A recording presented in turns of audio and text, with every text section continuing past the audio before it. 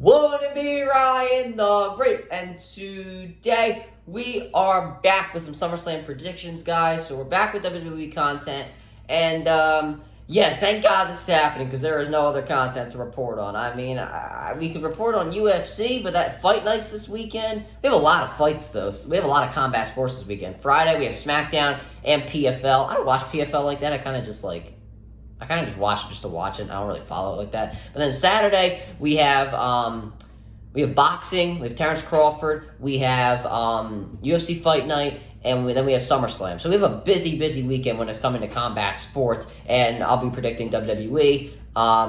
Most likely we'll be streaming. We'll have to see how that goes. And yeah, we have our first NFL game tonight. The Texans versus the Bears in the always underwhelming Hall of Fame game. But it's football, so what can you really do about it? But we're going to get right into this video. But before we get right into it, guys, make sure you guys subscribe, hit the post notifications on. Go subscribe to my brother, Linda Great blog. Make sure you subscribe to my second channel at Around the Cog Great. Make sure you guys go follow me at X Around the Great RTG. Make sure you guys go follow me on TikTok at Around the Great RTG. Make sure you guys go listen to the latest edition of the CR7 podcast. And make sure you guys go follow me on Twitter at Around the Great Podcast. Without further ado, ladies and gentlemen, let's turn the video and let's roll that intro. Hey, come on, Stotty. Stop! Stop! Stop! Stop! Red Slam! First pitch! Bring him in! Yes! Oh, damn.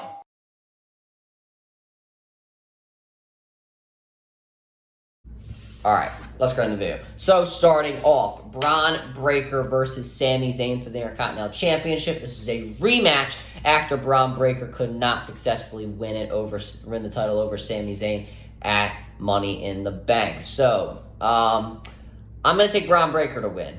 And the reason why is because, people will say, okay, well, Ryan, they had Sami Zayn beat him at Money in the Bank. Why would they not have him beat him at SummerSlam? The reason I have is because SummerSlam is obviously a very, very big stage. The Intercontinental Championship, a very, very worthy title now, ever since Gunther, held it to be the longest reigning champion ever. If Braun Breaker can win the championship, win a very, worthy title, or a very, worthy chasing for a title is what you want to say, on the second biggest pay-per-view that WWE runs in the calendar year, that will shoot Braun Breaker up to superstardom. Now, I know I said this at Money in the Bank, that if he wins the championship, it would shoot him up to superstardom. If he does it at SummerSlam, it would be a lot bigger, a lot more media attention, a lot more everything, and then everybody would really get to know Braun Breaker's name, be all in the national media and everything, not just like a local media, like a Canadian media and a few sites here and there. A national media would know Braun Breaker, and, and then he would have a lot more fans and a lot more publicity. It all shapes and ties in. So yeah, I'm going to take Braun Breaker to win the championship. And next we have LA Knight challenging Logan Paul for the United States Championship. I feel like this rivalry has been dragged out a long, long time. And I'm not saying that's bad. Obviously, this was teased like last year before Money in the Bank with like Logan Paul and LA Knight getting into a confrontation on the Grayson Waller effect.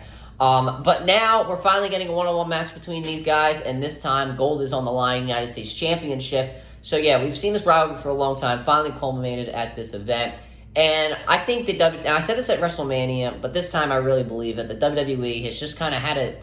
They just don't need Logan Paul as their champion anymore. Obviously, they've gotten a lot of publicity from him being United States champion, but he's getting very, very close to becoming the longest reigning United States champion. It's only a few days after SummerSlam, he'd be the longest reigning United States champion of all time.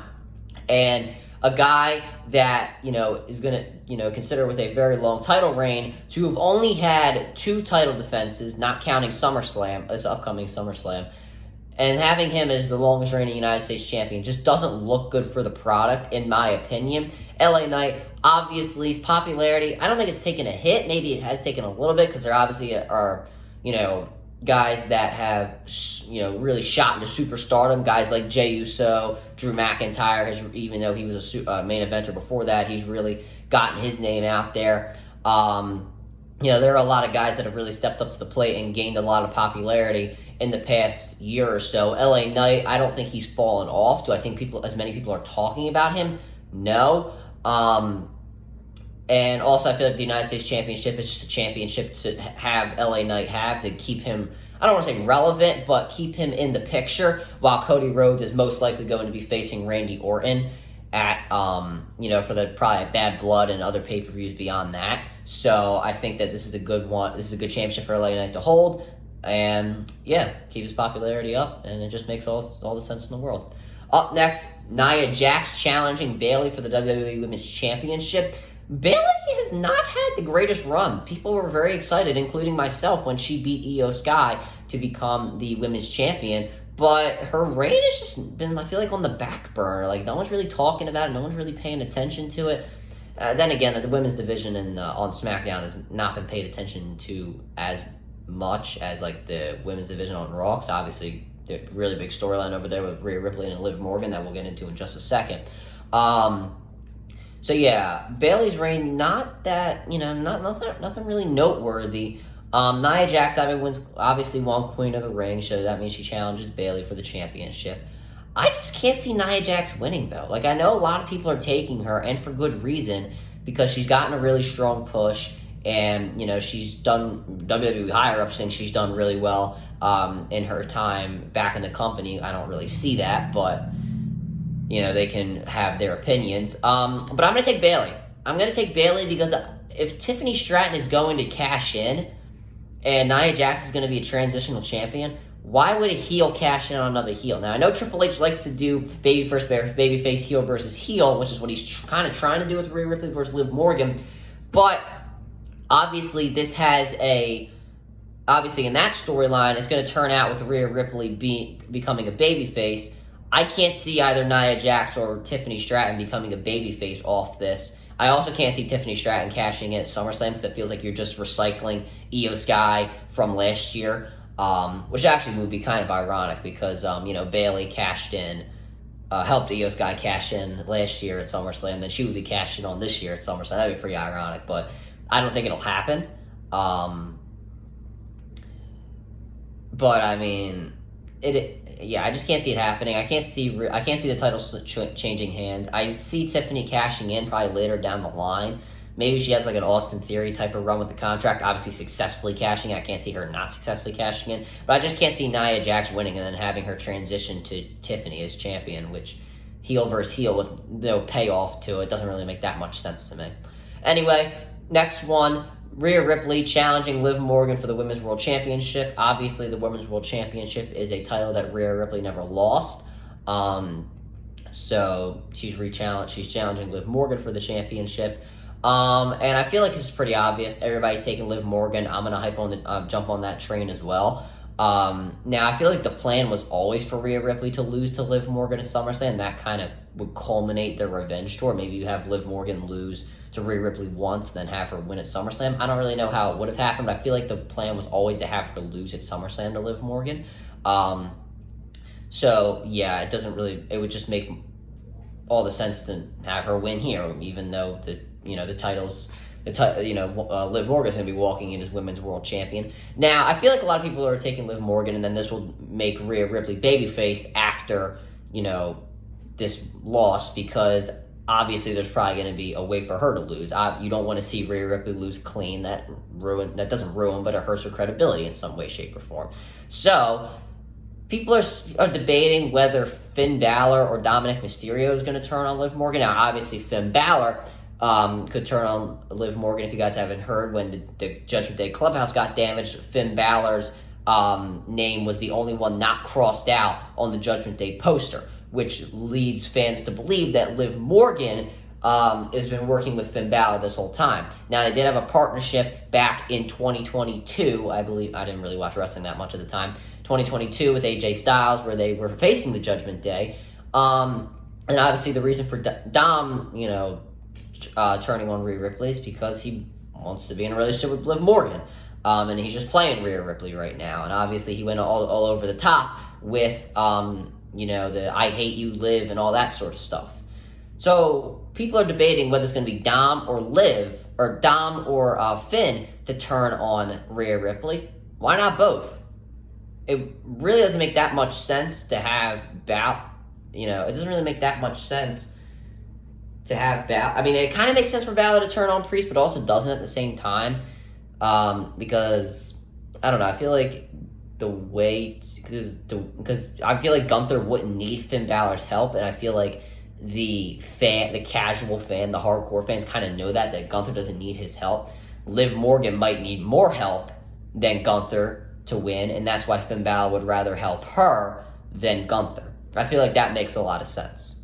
So I feel like the way this match could end is that you have Finn Balor try to turn on Rhea Ripley, but he catches her, and then Dom, maybe pulls in a chair or, trips her up or something like that and has her lose the championship. And then I feel like you have a new Judgment Day kind of come in. I feel like that's the way it would work. So I'm going to take Liv Morgan to win by a double turn by Dominic and Finn, and then you have Rhea also turn babyface after the match. And then next, speaking of Judgment Day, Gunther's going to be challenging the Judgment Day's Damian Priest for the World Heavyweight Championship. Now listen, I feel like Damian Priest has done a very good job trying to swerve the fans and believing that he is going to win, but I've said it before and I'll say it again, the WWE is not going to have Gunther lose. They are very, very picky on who Gunther loses to. If they didn't want Randy Orton or Chad Gable to beat Gunther, then I highly doubt Damian Priest is going to beat him. Now, that's not any knock on Damian Priest, but if they don't want Randy Orton to beat him, the 14-time world champion, what makes anybody think that they're going to want Damian Priest to beat him? Gunther has been just on such a big push over these past 2 years that it really wouldn't make that much sense to have him challenge for a World Heavyweight Championship and have him lose in his first attempt, because Gunther has been known to win on his very first try. He doesn't lose often. Gunther, it's pretty obvious he's going to win. Not much analysis needed. Next, CM Punk versus Drew McIntyre, special guest referee Seth Rollins. Now, I feel like we're going to have Seth Rollins play a tweener in this match. Obviously, CM Punk coming in as the babyface. And obviously, Rollins and Punk don't like each other. That's the storyline about it. Or maybe not a storyline. They probably don't like each other in real life as well. It's reports is what I've heard. But they have a good working relationship, but that's neither here nor there. So, it would make sense for Rollins to play a tweener in this match. Him have problems with Punk, and then have him problems with McIntyre. Now, I've seen the idea. I'm not saying I've come up with this idea myself. I like the idea, and it probably will happen, of Rollins accidentally or trying to hit McIntyre with a chair, and then he accidentally hits Punk, and then McIntyre ends up winning the match, which then sparks the CM Punk and Seth Rollins rivalry. Now, if you guys would know, many years ago, Shawn Michaels did that to Bret Hart. I believe it was, I forget who, Diesel, something like that? I don't really remember who was challenging Bret Hart for the championship, but if you guys remember, Shawn Michaels missed Bret Hart, and he hit, I think it was Diesel. I don't really know who it was. I just can't remember who it was. Now off the top of my head, my wrestling knowledge sounds really stupid there. But anyway, and then Bret Hart covers him. Shawn Michaels forced to count to 3, and then Bret Hart retains or wins the championship. I don't really remember. I like that idea. Obviously, history always repeats itself. And I think that's where it will here. And then once again, sparks the CM Punk and CM Punk and Seth Rollins rivalry, and Drew McIntyre probably still stays in the picture, but not as much as you probably would like to think. There could be a 3-way at Bad Blood, so that could be something there. I'm not necessarily sure though. But anyway, McIntyre gonna win. Now next, Solo Sikoa versus Cody Rhodes for the Undisputed Championship. Now, I don't think there's any doubt that Cody Rhodes is going to win. We just don't know how. Is Roman Reigns going to return during the match? He's going to return after the match? We don't really know. Either way, Cody Rhodes is going to win. That's pretty obvious. I believe Roman Reigns is going to return. Obviously, with Paul Heyman. Jimmy Uso might be in there. Hell, we might get Zilla Fatu, The Rock. Hell, even Rikishi might show up for all we know. But yeah, Cody Rhodes obviously going to win. I just don't know how it's going to happen.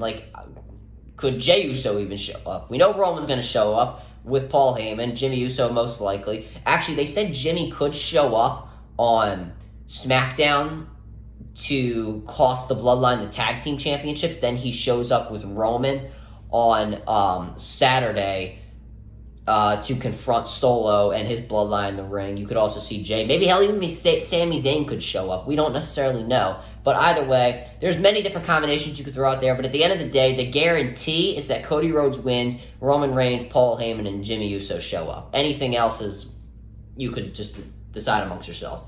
But anyway, that'll do it for the video, guys. Make sure you guys subscribe to the post notifications on. Go subscribe to my brother Living Great Vlogs. Make sure you guys subscribe to my second channel at Run the Cotton Great. Make sure you guys go follow me on X at RTG. Make sure you guys go follow me on TikTok at RTG. Make sure you guys go listen to the latest edition of the Star 7 podcast. Make sure you guys go follow me on Twitter at Renegade Podcast. And as always, Ryan the Great out. Peace.